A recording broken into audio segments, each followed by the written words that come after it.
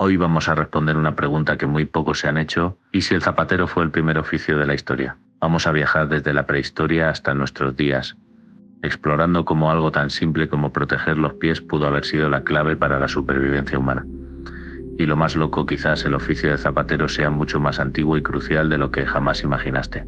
En este video educativo y reflexivo vamos a explorar esa cuestión. Acompáñanos en un viaje en el tiempo, desde los primeros pasos descalzos del ser humano hasta la actualidad, descubriendo la historia y la evolución del humilde oficio de hacer zapatos. Durante millones de años, los ancestros del ser humano caminaron descalzos sobre la tierra. En la prehistoria temprana no existía algo como zapatos.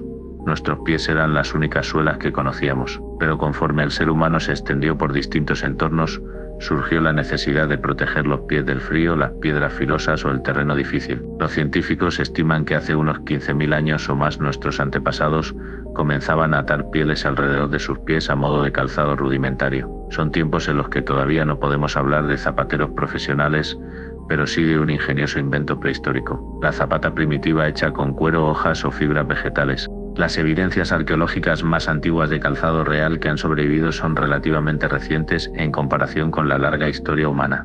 Por ejemplo, se han encontrado sandalias de fibra de unos 10.000 años de antigüedad en una cueva de Oregón, Estados Unidos. También se halló en Armenia el que se considera el zapato de cuero más antiguo del mundo, conservado casi intacto por más de 5.500 años, un mocasín de piel de vaca con cordones hecho a la medida del pie de su dueño. Estos descubrimientos nos muestran que mucho antes de las civilizaciones clásicas, los humanos ya fabricaban calzado. Para entender si el zapatero puede ser el oficio más antiguo, vale la pena compararlo con otros roles primigenios de la humanidad. Pensemos primero en el cazador. Antes de que existieran profesiones especializadas, todos en las tribus paleolíticas eran cazadores o recolectores en alguna medida. De hecho, hasta hace unos 10.000 años todos los humanos vivían exclusivamente de la caza y la recolección no era un oficio en el sentido moderno, sino parte de la vida cotidiana de cualquier miembro del clan. Conseguir alimento era una tarea compartida por todos, fundamental para sobrevivir. Por lo tanto, la caza precede a cualquier oficio especializado, fue la primera ocupación necesaria de la humanidad,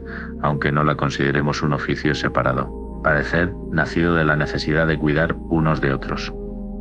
En resumen, antes de que hubiera zapateros hubo cazadores alimentando al grupo, curanderos cuidando a los enfermos, agricultores plantando las primeras semillas y líderes espirituales guiando rituales. Todos estos roles se remontan muy lejos en nuestro pasado. Frente a ellos, el oficio de fabricar calzado aparece como uno de los tantos inventos ingeniosos del hombre prehistórico, pero probablemente no el primero ni el único temprano. Aún así, como veremos, en cuanto el ser humano empezó a usar zapatos, eventualmente alguien tuvo que especializarse en hacerlos, y ahí es donde asoma la figura del zapatero. Para hablar del zapatero como profesión, tenemos que avanzar a épocas en las que ya existían sociedades organizadas y comercio. Aunque no tengamos registros escritos de la Edad Piedra sobre talleres de zapateros, sabemos que fabricar calzado se volvió una labor reconocida a medida que las comunidades crecieron. En las primeras civilizaciones de la antigüedad ya había personas dedicadas a confeccionar zapatos y sandalias. Por ejemplo, en el antiguo Egipto usar calzado era un signo de estatus social. Los faraones y las clases altas se distinguían llevando sandalias finas, mientras muchas personas del pueblo andaban descalzas. De hecho, los egipcios tenían especialistas para este trabajo, los fabricantes de sandalias. En textos militares egipcios se menciona que en las expediciones del ejército viajaban sandaleros junto con burros cargados de sandalias de repuesto, porque mantener calzados a los soldados era vital en campaña. Imagina marchar descalzo bajo el sol abrasador del desierto. También encontramos zapateros en las sociedades clásicas. En la Grecia antigua y en el Imperio Romano existían artesanos del calzado. Sandalias, botas y caligae romanas no se hacían solas, sino que eran el resultado del trabajo de expertos curtidores y zapateros de la época. Es cierto que en aquellos tiempos antiguos estos oficios carecían del prestigio de otras ocupaciones. Un curioso documento egipcio, el Papiro Lansing, describe de forma algo satírica las penurias de varios oficios. Al zapatero lo pinta mezclando cuero con un olor que apesta y con las manos teñidas de rojo por el tinte, como si estuviera cubierto de su propia sangre. Esta descripción nos arranca una sonrisa, pero también nos muestra que hace unos 3.000 años ser zapatero era visto como un trabajo duro y humilde, necesario pero poco glamoroso. Con la llegada de la Edad Media en Europa, el oficio de zapatero tomó una nueva dimensión como profesión especializada dentro de las ciudades y pueblos. En esa época surgieron los gremios de zapateros, asociaciones de artesanos del calzado que regulaban estrictamente la práctica de su oficio. Estos gremios eran algo así como colegios profesionales de la época, establecían códigos y normas, fijaban los precios de los zapatos, controlaban la calidad de la producción e incluso dictaban cómo debía ser la formación de los aprendices y la conducta de los maestros zapateros. Durante siglos, prácticamente cada pueblo tenía al menos un zapatero, y en las ciudades medievales los zapateros se agrupaban en calles dedicadas.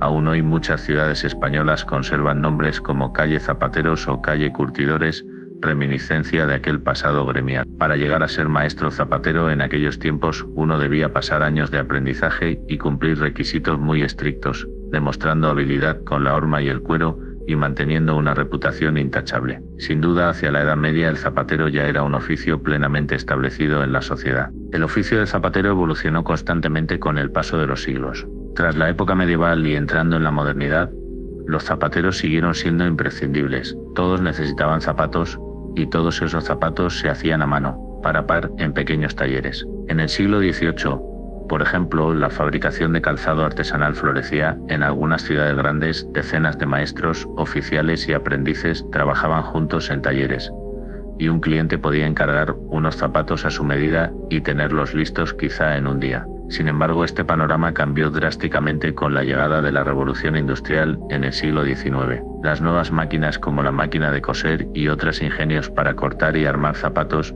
permitieron producir calzado en masa mucho más rápido y barato que antes. Las fábricas empezaron a tomar el relevo. A finales del siglo XIX, la industria zapatera mecanizada había relegado en buena medida al zapatero tradicional. La fabricación artesanal sobrevivió principalmente en la elaboración de calzado de alta calidad o en lugares donde las máquinas no llegaban, pero la mayoría de la gente comenzó a comprar zapatos producidos en serie en grandes cantidades. En el siglo XX el oficio de zapatero se transformó más que desaparecer. Muchos zapateros artesanos pasaron a especializarse en reparación de calzado, arreglando suelas gastadas, remendando zapatos viejos, mientras que las grandes marcas y fábricas se encargaban de fabricar los nuevos pares que llenaban las tiendas. Aún así, siguió habiendo verdaderos maestros zapateros dedicados a hacer calzado a medida, especialmente para clientes que buscaban calidad excepcional o adaptaciones ortopédicas. Un ejemplo famoso, los artesanos de ciudades como León en México o Almansa en España, que construyeron industrias locales del calzado combinando técnicas tradicionales con producción a mayor escala.